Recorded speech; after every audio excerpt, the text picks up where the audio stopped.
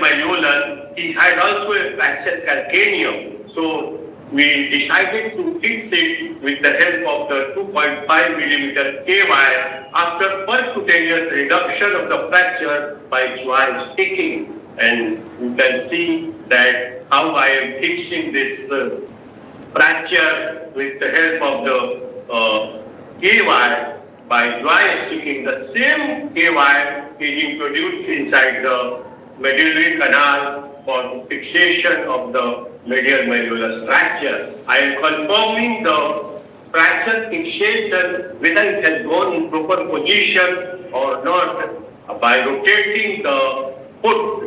So this is the FT view, and you can see that well reduced fracture and the KY is going well inside the intramedullary canal.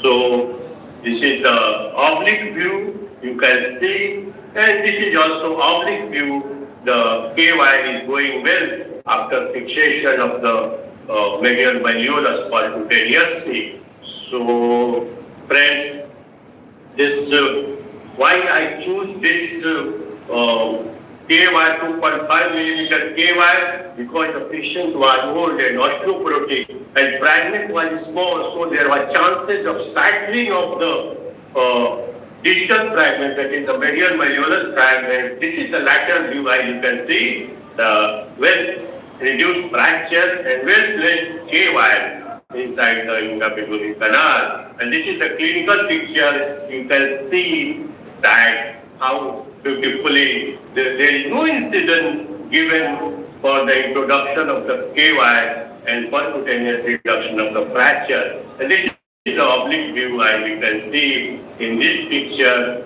and this is the so far as the side effect of this percutaneous fixation is concerned, is delayed union due to interposition of the periosteum inside the fracture fragment and slightly more fluoroscopic time, because all the steps are done with the help of the CR.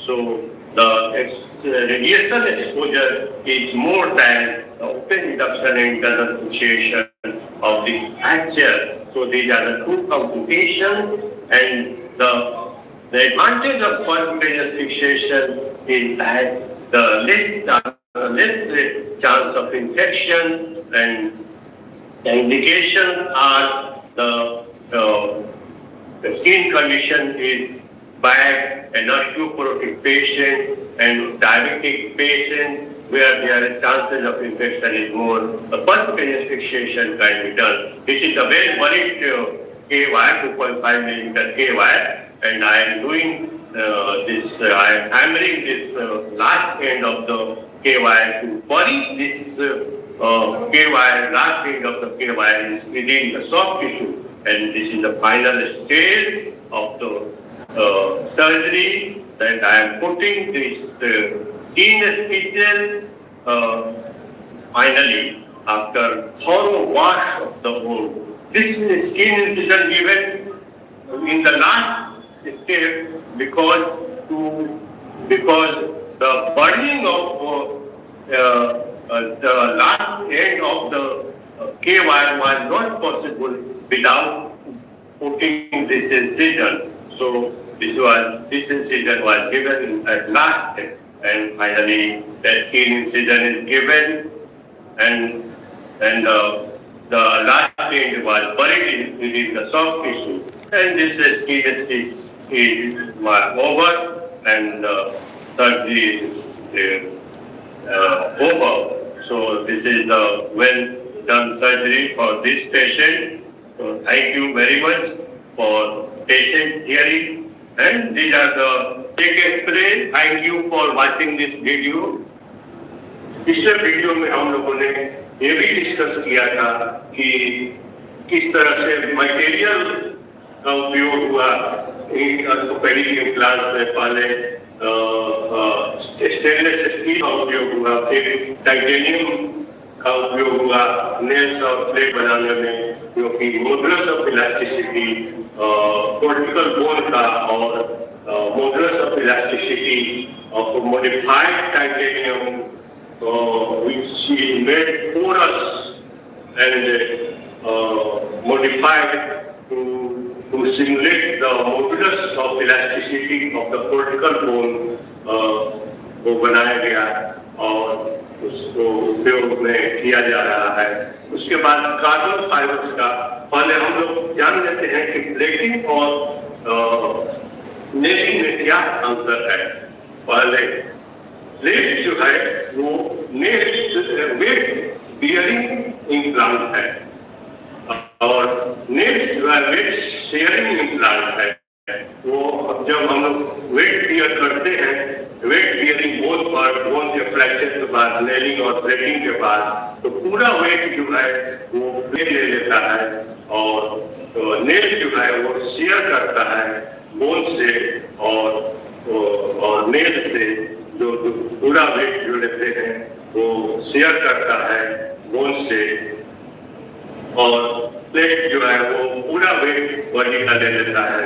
अतः उससे fracture का nail का ढीला होने का और eccentric force लगता है प्लेटिंग में प्लेट में whereas the force which is applied on the weight bearing bone is central in case of nailing. So the nail is a better implant than plate. So these are the differences in plating and nailing of the fracture of long bone of weight bearing bone of the human body.